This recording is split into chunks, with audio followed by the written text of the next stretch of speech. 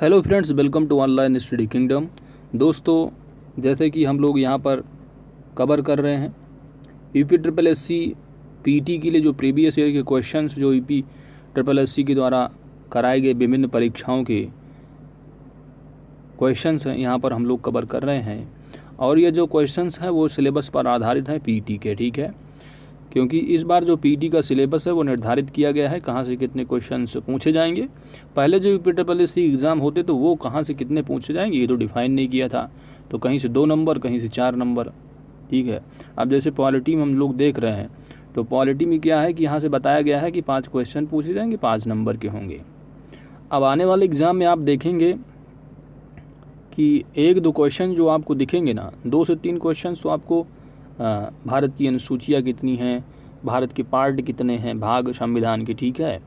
और कुछ important article हो गए, खासकर जो आपके डीपीएसपी से पहले यानी फंडामेंटल राइट तक तो आपके आर्टिकल जो है लगभग आपकी ज़ुबान पर होने चाहिए। तो ये सारी चीज़ें आपको एग्ज़ाम में देखने को मिलेंगी। 5 ही क्वेश्चन पूछे जाने हैं, तो 5 क्वेश्चन में पूरी पॉलिटी तो पूछ नहीं लेंगे, समझ रहे हैं। तो बड़ा बेसिक टर्म पूछेंगे, लेकिन वो थोड़ा चीज़ें फैक्चुअल होंगी, आप आने वाले एग्ज़ाम में देखेंगे। तो दोस्तों, आइए आज की इस वीडियो हम देखेंगे भारतीय संविधान एवं लोक प्रशासन, जो कि आपका सिलेबस क्रमांक नंबर 5वां है। 5 नंबर 5 क्वेश्चन होंगे। वीडियो स्टार्ट करने से पहले आपसे रिक्वेस्ट है दोस्तों कि अगर आप हमारे चैनल पर नए हैं तो चैनल को जरूर सब्सक्राइब करें, क्योंकि आपकी सब्सक्रिप्शन ही हमारी ताकत है। साथ ही ऑल नोटिफिकेशन बेल आइकन को जरूर प्रेस कर दीजिएगा ताकि आने वाली वीडियो का अपडेट्स आप सभी को प्राप्त होता रहे। तो ज़्यादा टाइम न लेते हुए आइए हम लोग फटाफट भारतीय संविधान एवं लोक प्रशासन से संबंधित प्रीवियस ईयर के क्वेश्चंस को यहाँ पर कवर करते हैं। पहला क्वेश्चन पूछा गया है कि भारतीय संविधान को माना गया है। सही जवाब होगा ऑप्शन डी, रूप विधान में संघीय और भावना में एकात्मक। भारतीय संविधान को विधान रूप में संघीय और भावना में एकात्मक माना गया है। इस प्रकार भारतीय संविधान को अर्धसंघात्मक संविधान कहा जाता है, ठीक है। तो भारतीय जो संविधान है वो विधान रूप से आप देखोगे तो एक ही संविधान है, यूनियन, ठीक है, भारत का एक ही संविधान है, संघीय है, ठीक है। और भावना में देखोगे तो एकात्मक रूप से यहाँ पर बातें की जाती है। इस प्रकार भारतीय जो संविधान है वो अर्धसंघात्मक है, ठीक है। क्वेश्चन नंबर 2 है आपका दोस्तों कि भारतीय संविधान अपने नागरिकों को किसकी समानता का वचन देता है। भारतीय संविधान तो अपने नागरिकों को किसकी समानता का वचन देता है। 4 ऑप्शन है आपके पास। अभिव्यक्ति और विश्वास है, यहाँ पर समानता पूछा गया है, ध्यान देना है, ठीक है। समानता तो अभिव्यक्ति की तो क्या है, स्वतंत्रता देता है, ठीक है। तो ये आपका गलत हो जाएगा। हैसियत और अवसर, विचार और अभिव्यक्ति, तो अभिव्यक्ति यहाँ पर भी दी, अभिव्यक्ति की स्वतंत्रता देता है, अभिव्यक्ति यहाँ पर भी दिया हुआ है, ठीक है। तो ये जो है ऑप्शन आपका जो होगा बी वह सही हो जाएगा, क्योंकि आप जब अपना संविधान का जो प्रस्तावना है, प्रस्तावना में आप पढ़ते हो, अब यहाँ पर तो पूरा संविधान की प्रस्तावना दी नहीं गई है, लेकिन अगर आपने कभी पढ़ा हो, ठीक है, जैसा कि टू द पॉइंट नोट में हमने कवर किया है कि जो उद्देशिका है, प्रस्तावना है, उसमें लिखा है कि हम भारत के लोग भारत को एक संपूर्ण प्रभुत्व संपन्न समाजवादी पंथनिरपेक्ष लोकतंत्रात्मक गणराज्य बनाने के लिए तथा उसके समस्त नागरिकों को सामाजिक, आर्थिक और राजनीतिक न्याय, विचार, अभिव्यक्ति, विश्वास, धर्म और उपासना की स्वतंत्रता, प्रतिष्ठा और अवसर की क्षमता प्राप्त कराने के लिए, ठीक है। तो जब आप पढ़ोगे पूरा प्रस्तावना जो लिखा है वो रट मारिए, ठीक है। 4 से 5 लाइन की है, उसको रट मारिए। एक क्वेश्चन जो आपको वही प्रस्तावना से देखने को मिल जाएगा, ठीक है। तो ये सारी चीज़ें हैं दोस्तों। तो हमारी जो प्रस्तावना है उसमें लिखा है एक तो 3 तरह के न्याय हैं, एक है सामाजिक और दूसरा आर्थिक और तीसरा है राजनैतिक न्याय। विचार हो गया, अभिव्यक्ति, विश्वास, धर्म और उपासना, तो इसकी स्वतंत्रता की बात की जाती है। और समानता की जो बात की जाती है संविधान में वो है प्रतिष्ठा, दैट इज हैसियत, प्रतिष्ठा और अवसर, ठीक है। तो प्रतिष्ठा और अवसर की समानता, इसलिए यहाँ पर जो सही जवाब होगा या अभिव्यक्ति अगर आपको मालूम हो स्वतंत्रता की आज़ादी की, ठीक है, तो अभिव्यक्ति जो है वो स्वतंत्रता की आज़ादी देता है, जबकि आप देखोगे समानता की जो बात की जाती है वो प्रतिष्ठा और अवसर की। तो यहाँ से अगर आपने कभी प्रस्तावना अच्छे से पढ़ रखा है तो आपका आंसर ही बिल्कुल गलत होगा ही नहीं, ठीक है। तो ऐसे क्वेश्चन एग्जाम में पूछे जाते हैं। क्वेश्चन नंबर 3 है कि ईस्ट इंडिया कंपनी ने किस वर्ष में कलकत्ता में सर्वोच्च न्यायालय की स्थापना की थी। अब देखिए स्टार लगा हुआ, इसका मतलब ये डिस्प्यूटेड है, ठीक है, क्योंकि आप देखेंगे कि जो कलकत्ता में सर्वोच्च न्यायालय की स्थापना हुई है वह तो रेगुलेटिंग एक्ट 1773 एक्ट के हिसाब से हुई है, लेकिन जो स्थापना हुई वह हुई है 26 मार्च 1974 ईस्वी को, ठीक है। इसलिए यहाँ पर जो ईयर है वह थोड़ा डिस्प्यूटेड है, इसमें 75 दिया ही नहीं है, ठीक है। तो इसलिए आप क्या कहेंगे, ये थोड़ा डिस्प्यूटेड क्वेश्चन 2018 में पूछा हुआ है। बाकी यूपी की एग्ज़ाम चाहे वो पीसीएस तक का एग्ज़ाम हो, एग्ज़ाम में 2-3 क्वेश्चन डिस्प्यूटेड दिख ही जाते हैं, समझ रहे हैं। ये यूपी का एग्ज़ाम है, वैसे अब सुधार हो रहे हैं, ठीक है। क्वेश्चन नंबर 4 है निम्नलिखित में से किसको संविधान की आत्मा के रूप में माना गया है। संविधान की आत्मा, क्या संविधान की आत्मा, अगर आपने पढ़ा हो प्रस्तावना अच्छे से, ठीक है। मैं कहता हूँ बार बार कि प्रस्तावना आप जो है पूरा लाइन टू लाइन नहीं याद कर पा रहे हैं तो कम से कम उसके जो टर्म दिए हुए हैं, किसकी न्याय की बात करता है, किसकी स्वतंत्रता है और किसकी समानता, ठीक है। तो ये सारी चीज़ें आप वहाँ से कवर कर लीजिए, टू द पॉइंट नोट से ज़रूर, ठीक है। तो क्वेश्चन नंबर 4 का जो सही जवाब होगा दोस्तों, यहाँ पर आप 2 ही ऑप्शन ले लीजिए, ठीक है। चौथा तीसरा ऑप्शन ले लीजिए, डीपीएसपी को ले लीजिए, ठीक है। राज्य के नीति निदेशक तत्व हो गया, directive principle of state policy, और ऑप्शन डी को आप ले लीजिए राष्ट्रीय ध्वज, ठीक है, क्या राष्ट्रीय ध्वज। तो जो सही जवाब होगा वह प्रस्तावना ही होगा, ठीक है, क्योंकि भारतीय संविधान निर्माण सभा के एक सदस्य पंडित जो ठाकुरदास भार्गव था उसने कहा था कि प्रस्तावना संविधान का एक अतिमूल्यवान भाग है और यह संविधान की आत्मा है और यह संविधान की कुंजी भी है तथा एक ऐसा यंत्र है जिससे संविधान को मापा जा सकता है, ठीक है। ये सारी चीज़ें आप एक्सप्लेनेशन में देखेंगे। 5वां क्वेश्चन है दोस्तों कि निम्नलिखित में से किसने पहले 1935 में संविधान सभा का सुझाव प्रस्तावित किया था। संविधान सभा, तो अगर क्वेश्चन एग्जाम में आता है कि संविधान सभा का सुझाव जो प्रस्तावित किया था वो किसने, तो एम.एन. रॉय ने। किसने, एम.एन. रॉय ने। वर्ष 1935 ईस्वी में संविधान सभा का सुझाव सर्वप्रथम एम.एन. रॉय ने दिया और इस विचार को मूर्त रूप से देने का कार्य जो रहा वह पंडित जवाहरलाल नेहरू ने किया। इसके बाद दिसंबर 1936 के कांग्रेस के फैज़पुर अधिवेशन में संविधान सभा के अर्थ तथा महत्व की व्याख्या की गई थी। क्वेश्चन नंबर 6 है कि भारतीय संविधान सभा में कुल कितनी महिला सदस्य थीं।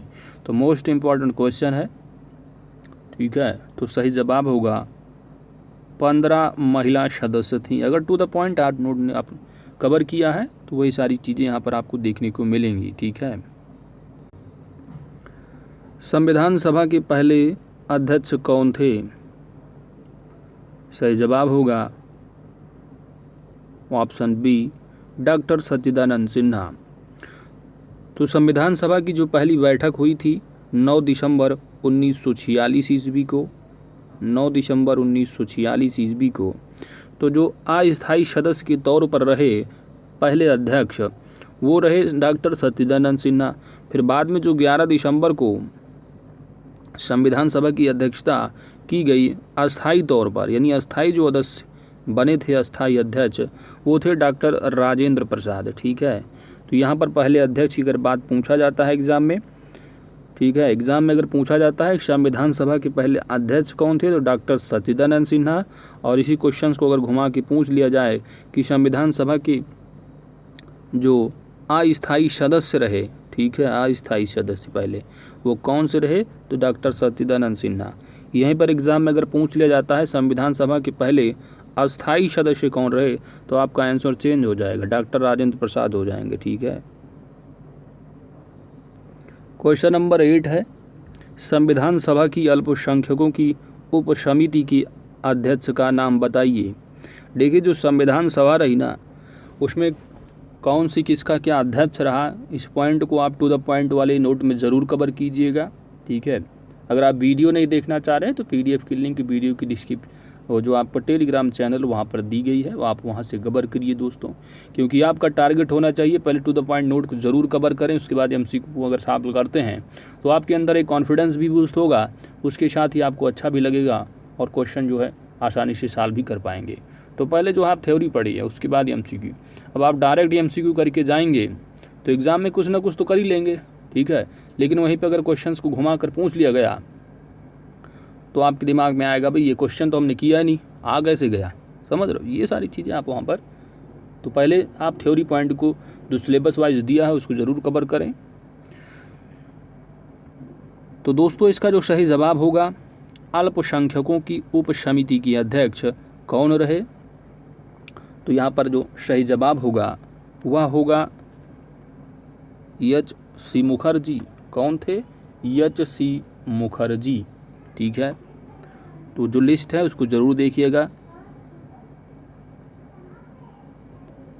अब यहाँ एक्सप्लेनेशन में अगर देखेंगे तो संविधान सभा ने संविधान के निर्माण से संबंधित विभिन्न कार्यों को करने के लिए कई समितियों का गठन किया। इनमें से 8 बड़ी समितियां थीं तथा कुछ छोटी। ये समितियां उनकी अध्यक्ष। तो संविधान सभा की समिति आइए देखते हैं कौन क्या रहा। तो याद रखना है कि संघ समिति के जो अध्यक्ष रहे वो पंडित जवाहरलाल नेहरू।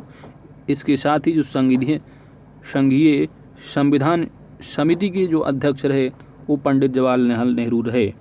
तो देखिए यहाँ पर थोड़ा आपको ध्यान अगर देना है तो आपको एग्ज़ाम में जो चूज करना होगा, थोड़ा सा कॉमन सेंस लगाना होगा कि जहाँ आपको संघ दिखे ना, संघ, ठीक है, संघ, तो जहाँ जहाँ आपको संघ दिखेगा वहाँ पर आपको क्या लगाना है, पंडित जवाहरलाल नेहरू, ठीक है।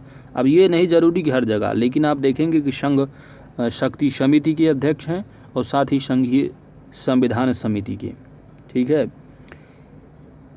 इसके बाद प्रांतीय संविधान समिति के जो अध्यक्ष रहे वो सरदार वल्लभ भाई पटेल। तो प्रांतीय संविधान समिति के अध्यक्ष कौन, वल्लभ भाई पटेल। अच्छा, संघीय के कौन रहे, तो पंडित जवाहरलाल नेहरू, ठीक है। दूसरा है प्रारूप समिति, दैट इज ड्राफ्टिंग कमेटी के जो अध्यक्ष रहे वो डॉक्टर भीमराव अंबेडकर रहे।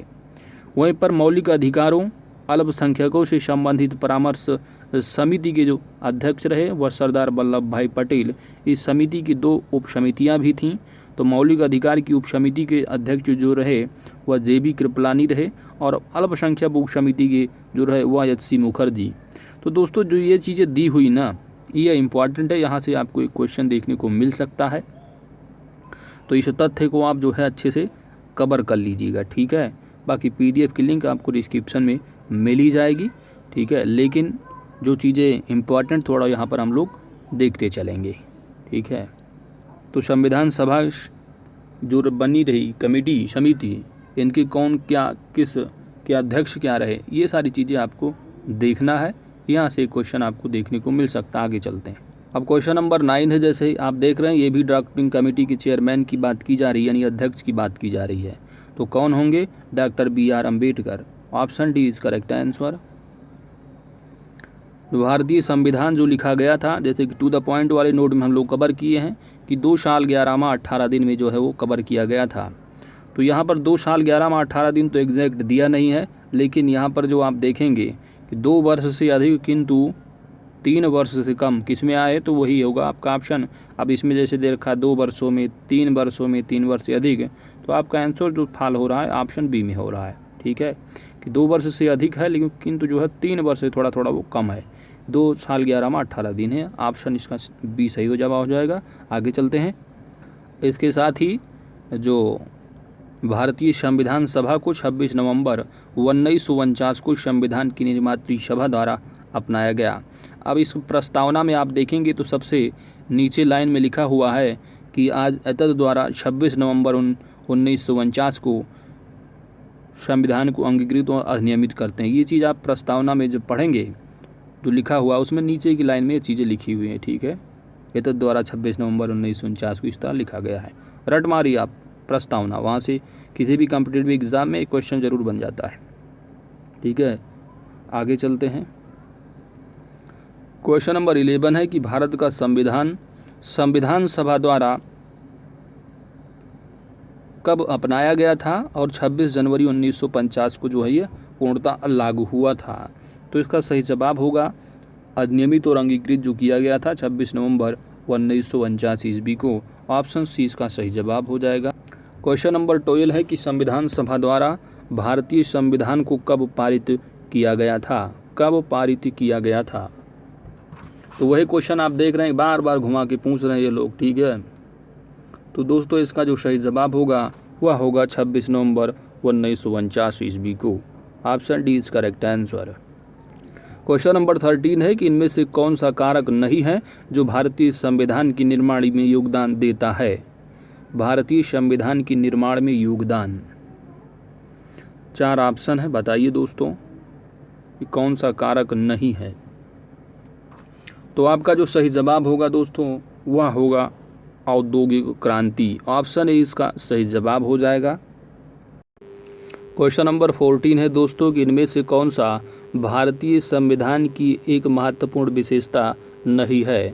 पहला दे रखा है, दूसरा कथन है, तीसरा है और चौथा ऑप्शन डी है कथन, ठीक है। इनमें से आपको चूज करना है कि भारत की संविधान की एक महत्वपूर्ण विशेषता नहीं है, ठीक है। तो देखिए पहला दे रखा यह एक लिखित संविधान है, तो बिल्कुल सही है। अपने प्यारे भारत का जो संविधान है वह लिखित संविधान है। दूसरा बात यह है कि यह एक अनुनीय है, यानी इसमें संशोधन किया जा सकता है, तो बिल्कुल किया जा सकता है, क्योंकि जब हम लोग to the point note cover कर रहे थे तो वहाँ जो है कवर कर रहे थे कि ऑलरेडी जो है 42वें संविधान संशोधन के तहत संविधान में संशोधन किया गया है। और इस संशोधन के तहत संविधान में जो है 3 शब्द जोड़े गए हैं। एक तो है समाजवाद है, ठीक है, याद रखना, इम्पोर्टेंट तथ्य है, एग्जाम में पूछे भी जाते हैं। एक समाजवाद है और दूसरा है जो है वो पंथ निरपेक्ष यानी धर्मनिरपेक्ष, ठीक है। तो पंथ निरपेक्ष हो गया और तीसरा जो वर्ड आता है वो है आपका अखंडता से संबंधित। तो 3 वर्ड जोड़े गए हैं संविधान की प्रस्तावना में संविधान संशोधन 42वें के तहत, ठीक है। तो संविधान संशोधन किया जा सकता है, बिल्कुल सही है, लेकिन यह एक अनम्य भी है, यानी कुछ भाग के रूप में इसको मूल संरचना में संशोधन किया जा सकता है। तो संविधान में संशोधन किया जा सकता है, लेकिन सब्जेक्ट टू आर्टिकल नंबर 13, जिसमें कि केशवानंद भारती का, केरल बनाम केशवानंद भारती का जो केस है, ठीक है, उससे संबंधित है कि संविधान में संशोधन तो किया जा सकता है। यह प्रस्तावना में जो है संविधान केरल बनाम केरल राज्य में ये भी कहा गया है कि जो संविधान जो प्रस्तावना है ना, एग्जाम में अगर मान लो पूछ जाता है कि जो प्रस्तावना है, प्रस्तावना संविधान का भाग है या संविधान का अंग है, तो हाँ बिल्कुल संविधान का भाग है। यह जो है निर्णय जो है केरल बनाम केशवानंद भारती के केस में रहा, ठीक है, लेकिन इसको जो है एक तरह से कानूनी तौर पर मान्यता नहीं दी गई है, लेकिन संविधान का अंग है, ठीक है, ये ध्यान रखना है। तो ये सारी चीज़ें हैं, ज़्यादा डिटेलिंग ना चल कर, क्योंकि यहाँ पर यूपीएससी या यूपीपीएससी आरओ का एग्ज़ाम नहीं है। यहाँ पर जो है पीटी का है, 5 नंबर का पूछा जाना है और वही होंगे कितने। यहाँ से दोस्तों मेरे हिसाब से आप प्रस्तावना को एक बार पढ़ लीजिएगा, साथ ही जो आर्टिकल नंबर आपके हैं 35, ठीक है, 35 तक, जो कि यानी कि फंडामेंटल राइट्स तक, इनको एक बार एक सरसरी निगाह से देख लेना, ठीक है। बाकी आगे के जो इम्पोर्टेंट आर्टिकल है हमने कवर कर रखा है टू द पॉइंट वाले नोट में, उसको आप ज़रूर कवर कीजिएगा, ठीक है। तो दोस्तों ज़्यादा डिटेलिंग ना करके, तीसरा दे रखा है कि यह एक अकल है, यानी क्योंकि केंद्र में अधिक शक्ति है, लेकिन यह संघीय भी है, क्योंकि आप देखते हैं कि फेडरल स्ट्रक्चर है अपने इंडिया के पास, ठीक है। सेंटर की अलग पावर होती है गवर्नमेंट की, स्टेट गवर्नमेंट की अपनी अलग पावर है, ठीक है, शक्ति है। तो एक एकल संविधान तो है, लेकिन जो है आप देखते हैं कि एक संघीय भी है, क्योंकि केंद्र और शक्तियों के बीच जो है वो केंद्र और राज्यों के बीच शक्तियों का क्या है, बंटवारा भी है। तीसरा यानी चौथा ऑप्शन दे रखा है कि इसे राज्य के राज्यपाल, सांसदों और विधायकों के परामर्श से संशोधित किया जा सकता है। तो यह बात बिल्कुल गलत है, क्योंकि जब विधान संशोधन के जो बात की जाती है वो आर्टिकल नंबर 368 में, कौन सी आर्टिकल में, संविधान के आर्टिकल नंबर 368 में बताया गया है कि संविधान संशोधन की जो शक्ति है वह केवल और केवल संसद के पास है, ठीक है, संसद के पास। किसके पास, संसद के पास। और संसद के 3 अंग होते हैं, कौन कौन से, राष्ट्रपति, लोकसभा और राज्यसभा, ठीक है। तो ये सारी चीज़ें हमने टू द पॉइंट नोट में कवर कर रखा है। अगर आपने कवर नहीं किया है तो ज़रूर कवर करें। हाँ, वीडियो देखने का मन नहीं है तो कोई दिक्कत नहीं है, आप जो है PDF जो है टेलीग्राम चैनल पर दोस्तों ज़रूर वहाँ पर देखें, आप वो PDF से पढ़ लें अच्छे से, ठीक है, क्योंकि आपका जो मेन मोटिव है वह होना चाहिए PET को क्लियर करना है, समझ रहे हैं। तो आप कवर करिए, कैसे भी कवर करिए, क्योंकि अगर आप नोट पढ़ेंगे उसके बाद MCQ करेंगे तो आपके अंदर कॉन्फिडेंस भी बूस्ट होगा, ठीक है। तो ये सारी चीज़ें हैं दोस्तों, बहुत सारा डिटेलिंग ज़्यादा हो रहा है, ठीक है, ऐसे तो फिर कवर नहीं होगा, बहुत टाइम लग जाएगा, समझ रहे हैं। आइए, व्याख्या इन्होंने दे रखा है कि भारतीय संविधान के अनुच्छेद की शक्ति एवं प्रक्रिया दी गई है, जिसके तहत संविधान संशोधन की शक्ति संसद को दी गई है, वही सारी चीज़ें हैं, ठीक है। तो आइए, PDF की लिंक वीडियो की डिस्क्रिप्शन में है, आप अच्छे से रिवाइज कर लीजिएगा। क्वेश्चन नंबर 15 है दोस्तों कि भारतीय संविधान कितने शब्दों का बना है, ठीक है। तो ऐसे क्वेश्चन पूछे जा रहे हैं और वो भी 2016 में पूछा हुआ क्वेश्चन है। तो इस बार नोट कर लो, नोट इम्पॉर्टेंट नोट लगा लो, इस बार आने वाला है कि संविधान में जो शब्द हैं, संविधान में जो है इस बार कितनी मात्राएं हैं, ठीक है, कितनी मात्राएं हैं, ये क्वेश्चन आने वाला है। बाय द वे ये जोक पार्ट है, ठीक है, ऐसे क्वेश्चन नहीं आने वाले हैं, पता नहीं कहाँ 2016 में पूछ ही लिया है। तो बस आप एक सरसरी निगाह से देख लो कि कितने शब्दों का जो है वो बना हुआ है। तो ये शब्द कितने हैं ये तो हमने भी काउंट नहीं किया है, ठीक है। तो जो आंसर दिया है आइए देखते हैं कितने शब्द हैं।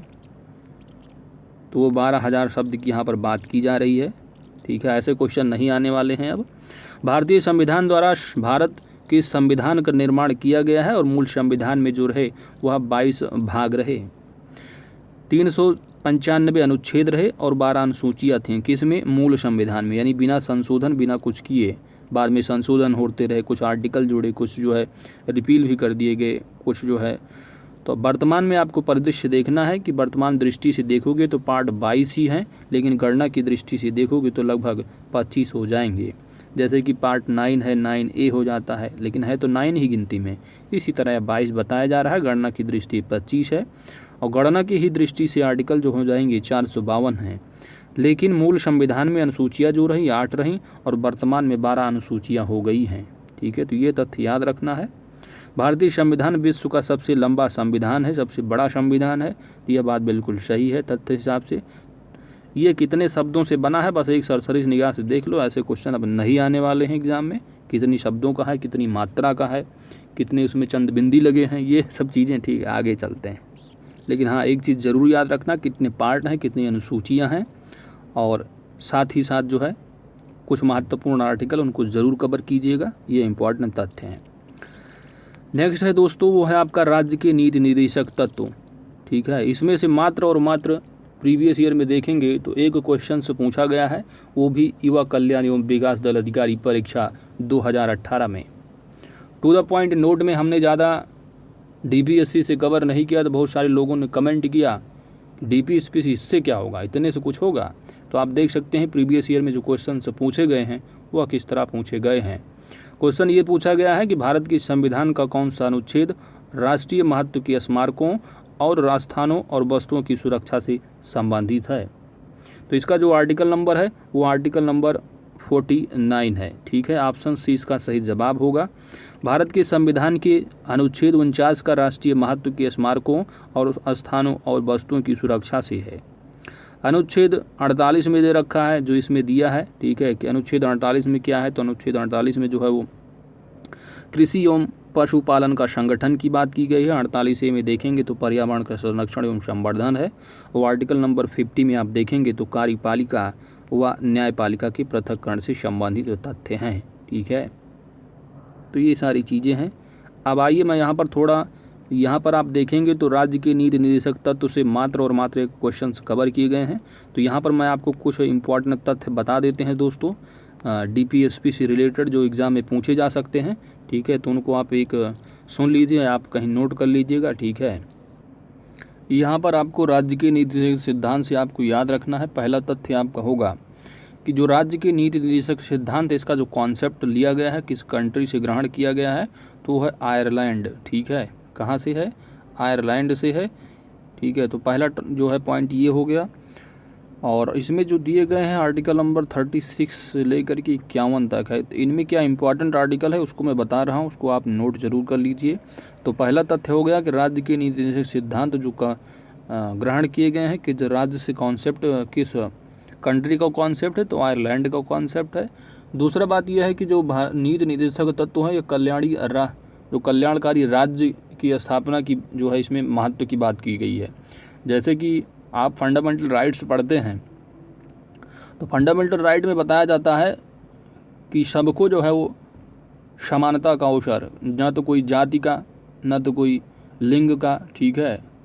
यहाँ पर कोई जो है भेद नहीं किया जाएगा।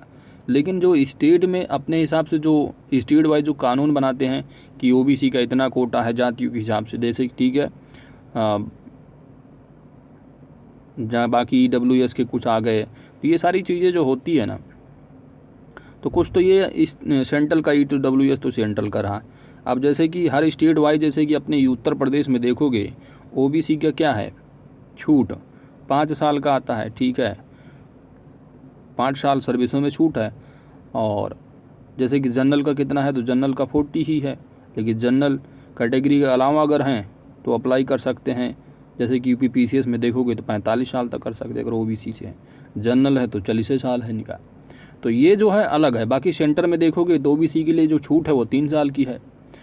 तो यहाँ पर जो है राज्य के नीति निर्देशक सिद्धांत हैं अपने, वो स्टेट गवर्नमेंट अपने हिसाब से कानून बना सकती है, बशर्ते कुछ जो है वो अपना ध्यान देना है कि जो फंडामेंटल राइट्स हैं उनका हनन ना हो, ठीक है। जो संविधान की बेसिक स्ट्रक्चर है उनका हनन नहीं होना चाहिए, और कानून बना सकते हैं अपने हिसाब से।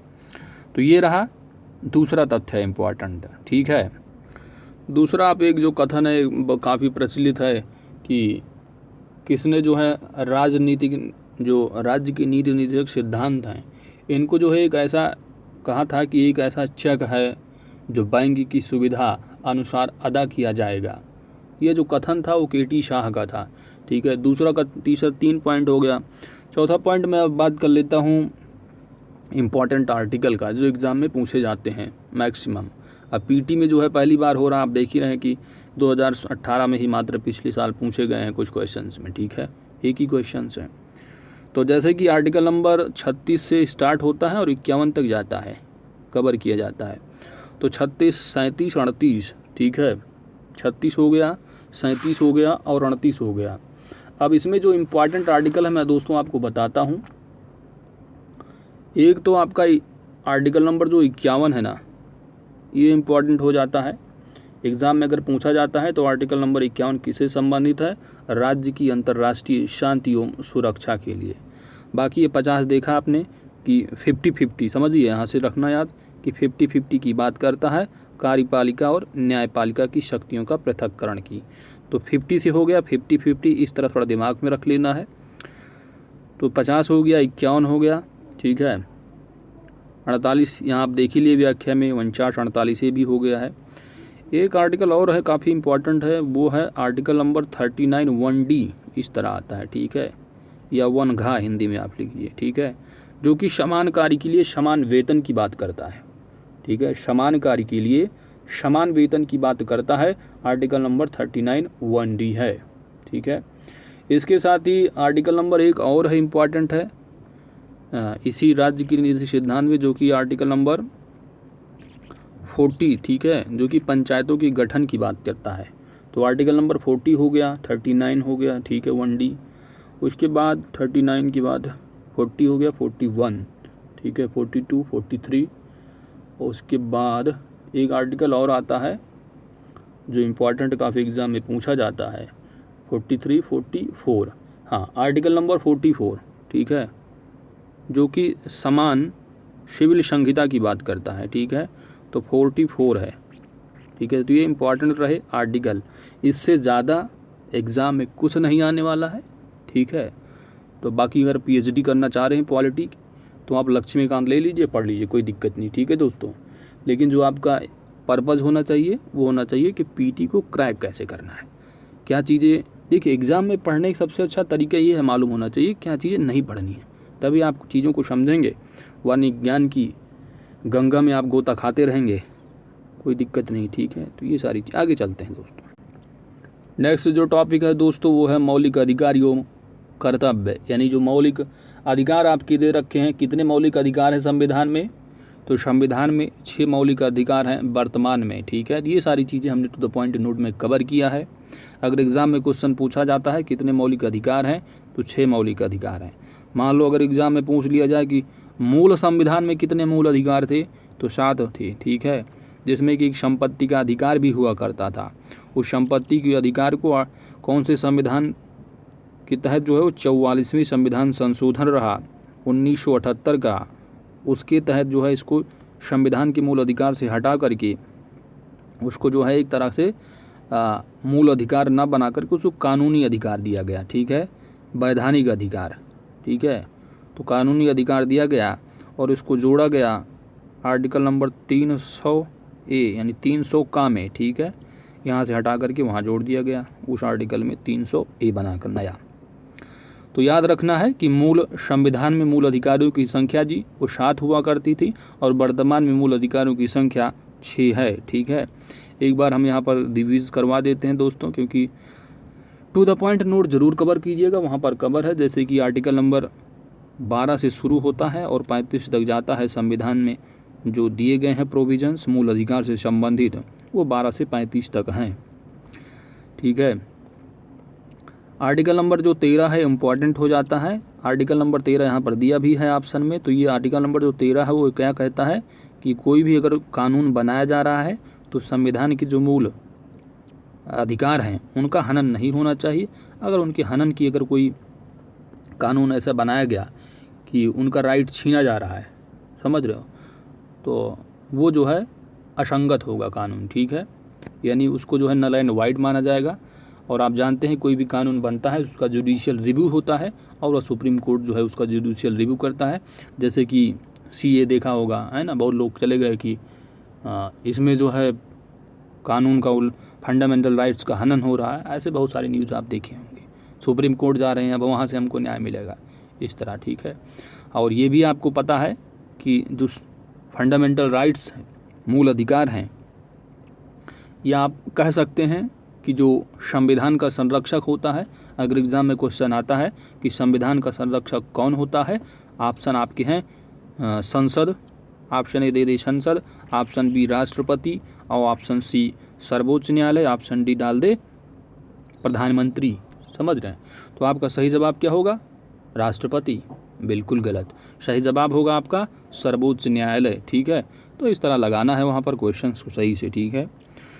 तो ये आर्टिकल नंबर 13 हो गया। 14 से लेकर के 18 तक आप देखेंगे, ये टू द पॉइंट नोट में हमने कवर किया है।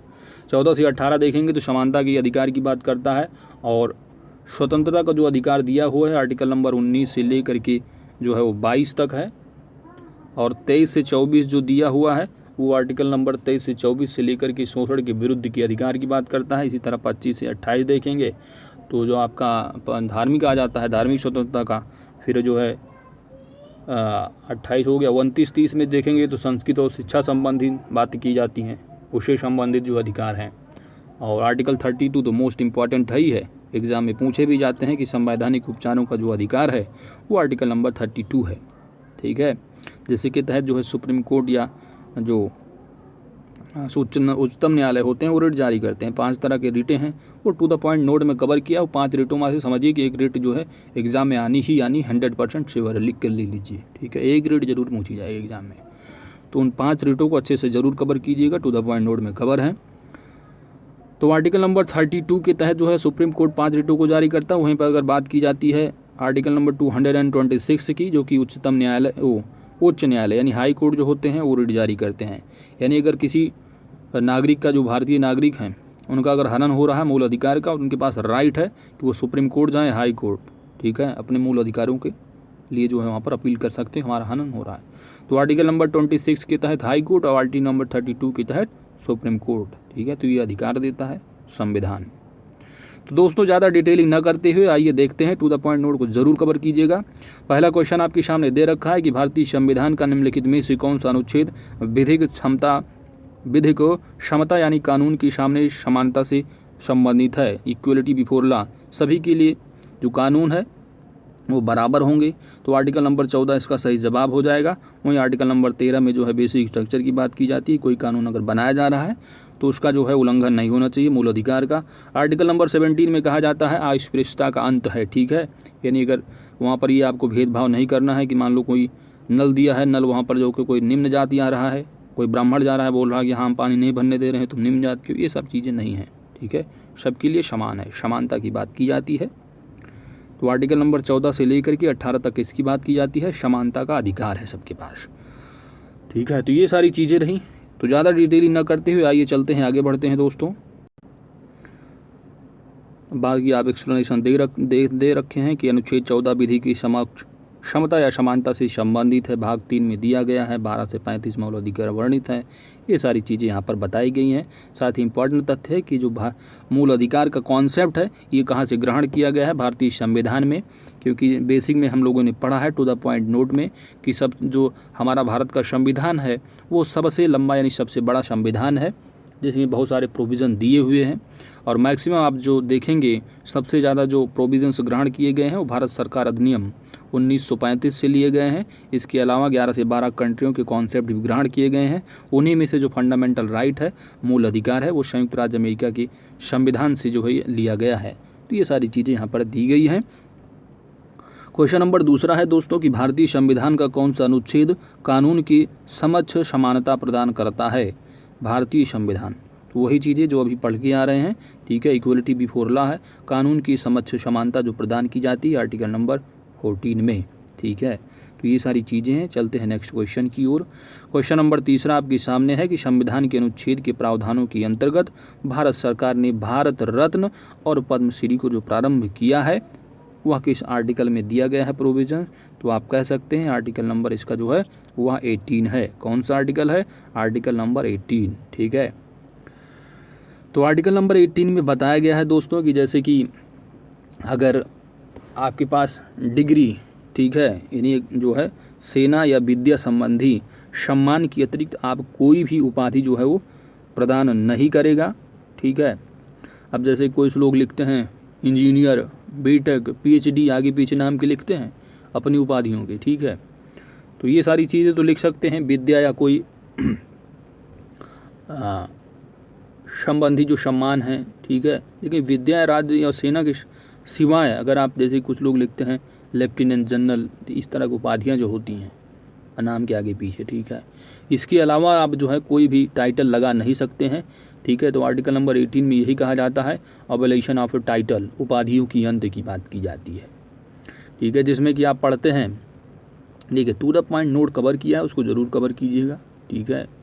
इसके अलावा जैसे कि अगर कोई बाहर विदेशों से अगर कोई डिग्री या डिप्लोमा या कोई उपाधि लेता है तो उसको राष्ट्रपति की अनुमति जो है वो बिना जो है उसको नहीं ले सकता है। ये सारी चीज़ें हमने टू द पॉइंट नोट में कवर किया है, ज़रूर कवर करना, ठीक है। तो ज़्यादा डिटेलिंग नहीं कर रहे हैं, आगे चलते हैं दोस्तों।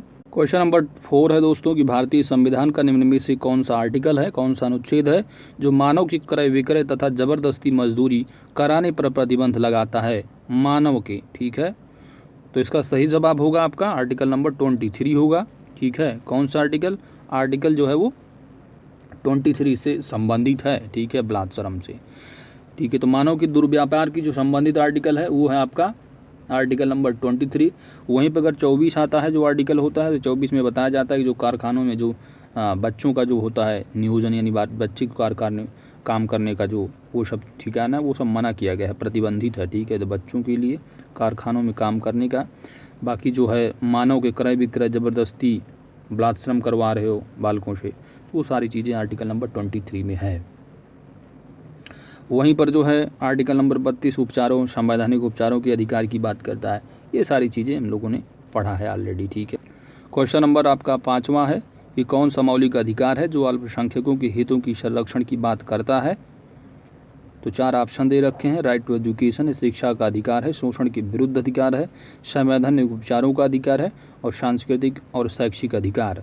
तो इसका जो सही जवाब होगा दोस्तों वह होगा ऑप्शन नंबर डी, ठीक है, सांस्कृतिक और शैक्षिक अधिकार। क्वेश्चन नंबर 6 है कि संवैधानिक उपचारों का अधिकार के तहत आता है मौलिक अधिकार, कानूनी अधिकार, संवैधानिक या प्राकृतिक। तो संवैधानिक उपचारों का अधिकार आर्टिकल नंबर 32 है, किसमें आता है, मौलिक अधिकार में, मूल अधिकार। ऑप्शन इसका सही जवाब हो जाएगा। बाकी एक्सप्लेनेशन आप देख सकते हैं, PDF वीडियो की डिस्क्रिप्शन में दे दी जाएगी। हाँ, इंपॉर्टेंट तथ्य इसमें ये है दोस्तों, जो अनुच्छेद 32 है, इसके तहत जो 5 रिटें हैं, बंदी प्रत्यक्षीकरण है, परमादेश, प्रतिषेध, अधिकार विवक्षा और उत्प्रेषण रिटें जारी करने का अधिकार प्राप्त होता है। और आर्टिकल नंबर 32 को यानी संवैधानिक उपचारों को जो अधिकार है, इसको BR अम्बेडकर ने क्या कहा है, संविधान की आत्मा कहा है, ठीक है। तो 5 रिटों के बारे में ज़रूर पढ़ लेना, ठीक है। टू द पॉइंट नोट वाले में ज़रूर कवर है, इसको देखिएगा, ठीक है। एक रीड जरूर पूछी जाएगी एग्जाम में। मौलिक अधिकारों को लागू करने के लिए संविधान ने किसे विशेष उत्तरदायित्व सौंपा है। मौलिक अधिकारों को लागू करने के लिए संविधान ने किसे विशेष उत्तरदायित्व सौंपा है। तो यहाँ सही जवाब क्या होगा, संविधान का जो संरक्षक है उसे कहा जाता है सुप्रीम कोर्ट है, ठीक है, उच्चतम न्यायालय। क्वेश्चन नंबर 8 है दोस्तों कि मार्च 2019 तक यानी जानकारी के अनुसार भारतीय संविधान में कितने मौलिक कर्तव्य हैं। मौलिक कर्तव्य, तो मौलिक कर्तव्य जो टोटल हैं वह जो है 11 है, ठीक है। ऑप्शन डी इसका सही जवाब होगा। तो स्वर्ण सिंह समिति की संस्तुति पर 42वीं संविधान संशोधन अधिनियम 1976 के द्वारा संविधान में जो है मूल कर्तव्यों को जोड़ा गया था। तो याद रखना है कि जो मूल संविधान रहा, जो पहला संविधान बना हुआ था बिना संशोधन बिना कुछ किए, उसमें जो है जो मूल कर्तव्य है वो नहीं था, बाद में जोड़ा गया है 42वीं संविधान संशोधन के तहत 1976 में। और ये कौन से पार्ट में आता है, तो पार्ट इसका याद रखना 4A है। साथ ही कौन सा आर्टिकल इसे बिलोंग करता है, तो आर्टिकल नंबर 51A है, ठीक है, 51 का और 4 का ये भाग है, 51 का आर्टिकल है, ठीक है। इसके साथ ही कौन सी समिति रही, तो ये भी स्वर्ण समिति भी इम्पॉर्टेंट पूछा जाता है। इसके अलावा संविधान में जो मूल संविधान रहा बना था यानी 1976 में जो ऐड किया गया था, उस समय 10 मूल कर्तव्यों को जोड़ा गया था। उसके बाद 86वें संविधान संशोधन के तहत एक और जोड़ा गया 11वां मूल कर्तव्य, जो कि 6 से 14 तक जो है वो जो तक की उम्र के बच्चों को जो है वो शिक्षा के अवसर उपलब्ध कराना जो है ये इसमें जोड़ा गया है मूल कर्तव्य में, ठीक है। चलते हैं आगे दोस्तों। नेक्स्ट क्वेश्चन, वही क्वेश्चन फिर रिपीट हुआ है कि कितने मूल कर्तव्य हैं, तो कितने हैं 11, ठीक है। आगे चलते हैं दोस्तों। नेक्स्ट क्वेश्चन है वही कि मूल कर्तव्यों को जो है जो आर्टिकल नंबर 51 का है, ठीक है, 51 का को जो है जोड़ा गया है कि संविधान के तहत स्वर्ण सिंह समिति की प्रस्तुति पर इसको जोड़ा गया था 42वें संविधान संशोधन 1976 के तहत, ठीक है। तो वही सारी चीज़ें यहाँ पर बताई गई हैं दोस्तों। तो सही जवाब क्या होगा, ऑप्शन ए, ठीक है। क्वेश्चन नंबर 11 है। 11 कहा जा रहा है कि किसकी संस्तुति के आधार पर, ठीक है। तो वही संस्तुति के आधार जो प्रस्तुत किया गया था वो थे स्वर्ण सिंह समिति के तहत। ऑप्शन 20 का सही जवाब होगा। आगे चलते हैं। नेक्स्ट क्वेश्चन वही पूछा जा रहा है कि समिति के आधार पर जो है मूल कर्तव्यों को जो है वो सुझाव दिया गया था, कौन सी समिति थी जोड़ने के लिए, तो स्वर्ण सिंह समिति, ठीक है। तो आप देख रहे हैं 2 से 3 बार क्वेश्चन वही रिपीट हो जा रहा है। फिर उसके बाद दोस्तों नेक्स्ट क्वेश्चन नंबर 13 है कि 42वीं संविधान संशोधन के माध्यम से भारतीय संविधान में कितने मौलिक कर्तव्य जो है सम्मिलित किए गए थे। कितने मौलिक कर्तव्य।